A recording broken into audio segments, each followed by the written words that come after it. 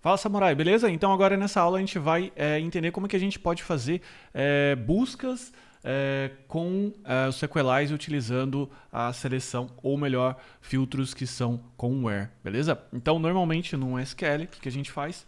A gente faz um select, eu vou colocar aqui o asterisco só para ficar de forma didática, from customers where alguma coisa, tá bom? Então a gente vai entender como que a gente pode colocar o where aqui dentro do SQLite. Só que antes da gente chegar nesse ponto, a gente vai entender aqui basicamente as três formas de se escrever um find, ok? A gente tem aqui o find all, que ele vai buscar todos, tá bom? Mas ainda a gente tem uma possibilidade de buscar somente um. Então, quando a gente está aqui, por exemplo, selecionando um customer, dentro do SQL, a gente pode colocar o limit one, e significa que ele vai achar o primeiro e vai retornar o primeiro daquela lista que a gente está buscando, beleza? Como é que a gente pode fazer isso no SQLite? No SQLite é bem fácil, a gente pode fazer isso utilizando o find one. Beleza? Então o que a gente pode fazer? Eu só vou comentar essa parte aqui, eu vou deixar ele guardadinho pra gente não perder, que eu vou colocar customer e aqui eu vou colocar find one, ok? Então nesse momento aqui eu vou selecionar e ele selecionou aqui pra gente quem? O primeiro, tá bom? O legal é que o find one ele já não retorna um array, como a gente tinha aqui, né? Então a gente tinha aqui um array porque a gente estava retornando vários customers. E quando a gente faz aqui o find one, ele tem aqui o limitador, que é o limit one, tá bom? De repente, aqui a gente pode estar utilizando para retornar um objeto, então a gente pode colocar o where, que é o que a gente vai ver logo na sequência. Mas pode ser, por exemplo, que eu quero pegar um cara específico. A gente vai tirar o ID daqui e vamos supor que eu quero pegar um cara que tem o ID 1. No nosso caso aqui, a chave primária é o próprio ID, o próprio campo ID. Como é que a gente faz para a gente pegar um cara quando a gente já tem a chave primária dele específica? Ou melhor, a gente já tem o ID específico dele. A gente tem aqui mais uma função chamada find by PK, beleza? O find by PK, basta você colocar somente o ID dele, no caso aqui o 1, e ele vai retornar a mesma coisa aqui pra gente, tá bom? Então o find by PK, como ele já deu o select aqui de tudo pra gente, ok? E daí ele colocou where customer.id, que no caso é o ID aqui 1, tá bom? Isso aqui é uma das formas que a gente mais utiliza, principalmente quando a gente tem já o ID vindo de uma rota, numa rota, por exemplo, de update, ou numa rota de delete, ok? Que daí a gente já busca o customer específico. Então é uma busca cirúrgica, ok?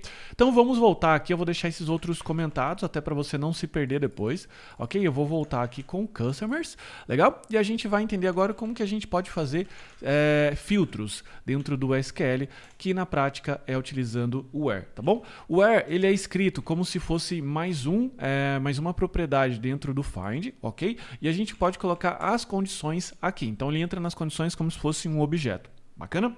E aqui, o que a gente pode fazer? A gente pode colocar o nome do campo. Então vou colocar o nome do campo aqui. Vou fazer a mesma seleção, aliás, ID 1, beleza? Então quando a gente retornou isso daqui, ele foi lá, deu o select de todo mundo, né? E ele retornou o ID 1. Só fique atento, por quê? Porque aqui o find all, ele achou somente um, que era o próprio ID que eu estava buscando, mas ele ainda é um array, tá bom? Então toma cuidado na hora de iterar que esse carinha aqui. Se eu for dar o find one, vamos ver como é que ele vai retornar. Ele vai retornar então somente um, tá bom? Que é, no caso, o primeiro que ele achou. Então só toma cuidado que isso muda basicamente a forma de iterar. Eu posso colocar outros campos aqui também, eu posso colocar status, aqui active, beleza? Então vou pegar todo mundo que está com status ativo, que no caso é o Dev Samurai, e o Google. Como a gente tinha a Microsoft lá, a Microsoft está arquivada, ou melhor, está inativa no nosso sistema. Bacana? É uma empresa muito pequena e não vale a pena a gente colocar no sistema. Tá bom? Então, vamos agora brincar um pouco mais, aumentando um pouco mais a complexidade desse where aqui. Bacana? Dentro do próprio SQLite, a gente tem algumas formas da gente colocar operadores, né? Que são aqueles operadores que a gente pode colocar, que é o operador de AND, igual, etc, etc, tá bom? Dentro, então, do SQLite, a gente tem aqui essa forma de fazer isso daí, que a gente pode colocar aqui importando o OP, beleza? From Sequelize, ok?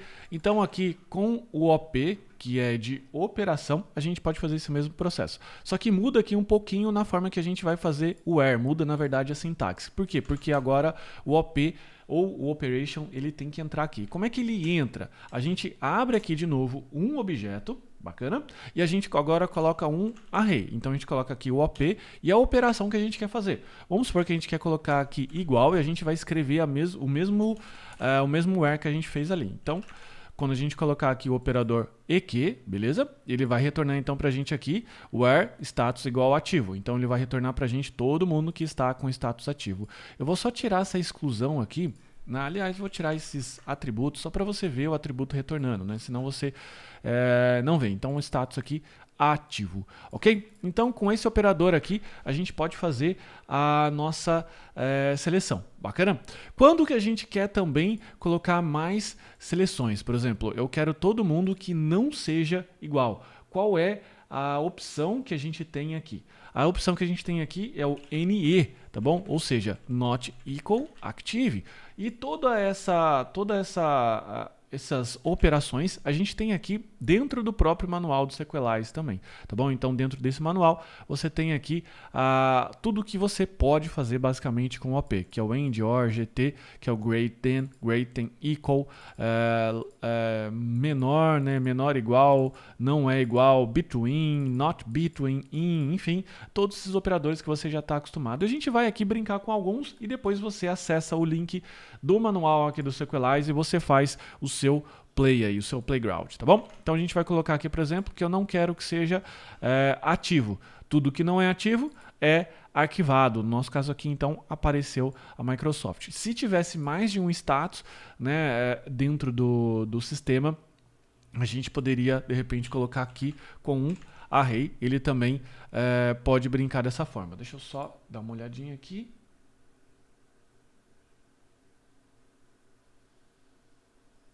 Que daí no caso, é o operador in, né? Ou então o not in, tá bom? Então desculpa a minha falha, porque o operador igual ele não aceita um array. Então quando eu quero que alguma coisa fique dentro dos status, por exemplo, eu coloco aqui in, então vou pegar todo mundo que está dentro de ativo e aqui, por exemplo, o archived. Beleza? Então eu posso pegar todo mundo aqui que está ativo e está inativo. A gente pode colocar múltiplos campos, então vou colocar aqui name, por exemplo. Então quero pegar todo mundo que está ativo ou arquivado, cuja o name, beleza? Então eu vou abrir aqui novamente e aqui eu vou colocar aqui op.like, né? O operador like aí do SQL, que se chama dev tá bom? Então todo mundo que tem ativo ou arquivado, que tem um like de dev, então é sempre legal também. Eu aprendo muito quando eu vou escrevendo e vendo aqui o SQL, né? Então o que ele colocou? Where customer status in, que é esse operador aqui, in, beleza? End customer.name like dev, e ele colocou aqui a porcentagem, tá bom? Como só tem, no caso aqui, um campo, ele deixou dessa forma pra gente. Como é que a gente pode trabalhar agora também com data, né? Data é uma coisa que normalmente as pessoas acabam se confundindo aí, beleza? E eu vou colocar aqui, na verdade, só vou comentar isso para ele não retornar somente um. Eu vou colocar aqui, por exemplo, a data de criação. No caso do Dev Samurai, ele foi criado do dia 13, tá bom? Como é que a gente pode fazer aqui essa brincadeira? Então a gente vai colocar aqui, ó, created at, beleza? E a gente vai colocar então aqui o operador op.equal, ou melhor, maior, beleza? Greater than or equal, beleza? E a gente vai colocar aqui, ó, date, new date. Então a gente vai colocar o objeto date aqui. Então olha só que interessante. A gente colocou aqui as datas de customers e a gente colocou aqui, ó, end customer created at maior ou igual a essa data aqui, tá bom? Como eu tô pegando a data atual e ela é menor que o dia 18, que é no momento que eu tô gravando essa aula aqui, ele não apareceu. Mas se eu colocar o LT, beleza? LTE, ele vai aparecer aqui basicamente todo mundo, né? Porque todo mundo é menor que a data atual. Eu ainda posso utilizar o between, beleza? Que o between você pode colocar, por exemplo, um intervalo. Então esse intervalo sempre vem dentro de um array. E eu vou colocar um intervalo aqui de datas iguais, né? Então é só para você entender aqui o between, ele colocou o between e colocou duas datas aqui, beleza? Só que não ficaria tão legal, né? Porque é melhor a gente colocar aqui e fixar a data. O date, se eu der um Ctrl clique aqui, ou melhor, vamos só parar o mouse para ver a assinatura do método. Ele tem basicamente mais alguns parâmetros que eu posso colocar. Em que o primeiro parâmetro é o ano, então vou colocar 2019. Então vou pegar do dia 1º do ano 2019, mês 1 e dia 1, até, por exemplo, 2019, 12/31. Então vou pegar, não existe 32, existe 31, então vou pegar o ano inteiro. Então nesse caso aqui, vamos ver o SQL que ele escreveu. Então ele já escreveu aqui dia 1, beleza? Do 1, ok? Já colocou a data aqui e colocou a data aqui pra gente, tá bom? Então ele já fez o ajuste. Nossa, porque tá estranho aqui, né? Por que ele tá colocando esse 2 aqui? É porque ele já tá lidando com timestamp, que no caso é a diferença de fuso, beleza? Então ele já faz essa diferença de fuso horário aqui pra gente, tá bom? Que mais que a gente pode brincar aqui? A gente pode colocar aqui, por exemplo, vamos ver um OR, beleza? Então vamos ver aqui como a gente pode fazer o OR. Então daí a gente abre aqui o OP, beleza? Vamos supor que eu quero fazer o grupo de OR com esses dois aqui, então eu vou descomentar o name. Deixa eu só voltar aqui para mostrar para você a diferença. Então ele colocou status name created at, beleza? Vamos ver qual que é o SQL que ele montou. E o SQL que ele montou foi sempre com end, ó. End aqui, beleza? E tem o end aqui. Então vamos supor que eu quero que esse grupo aqui ele seja ou que tenha esse status ativo ou inativo, ou que bata com o like de dev. Vamos supor que eu quero isolar esse grupo aqui e esse grupo aqui seja o grupo opcional, ou é um ou é outro. O operador que a gente pode utilizar é o OR, beleza? Então por isso a gente vai colocar aqui op.or e aqui a gente vai imaginar como se fosse dois campos diferentes, tá bom? Então a gente pode montar aqui o operador OR e a gente pode colocar aqui status e name. No caso, ele pode ter status or name. Então, qualquer uma dessas situações que bater, ele vai voltar para a gente.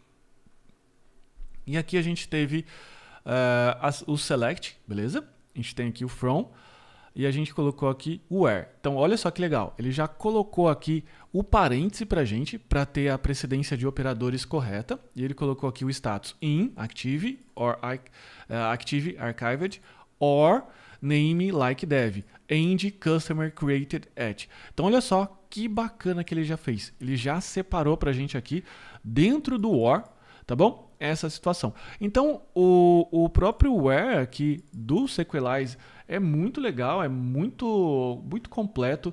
Eu sugiro que você sempre leia a própria documentação dele de operadores, tá bom? Porque essa documentação aqui é bem interessante. Inclusive, ele cobre algumas coisas que, por exemplo, só o Postgres tem, tá bom?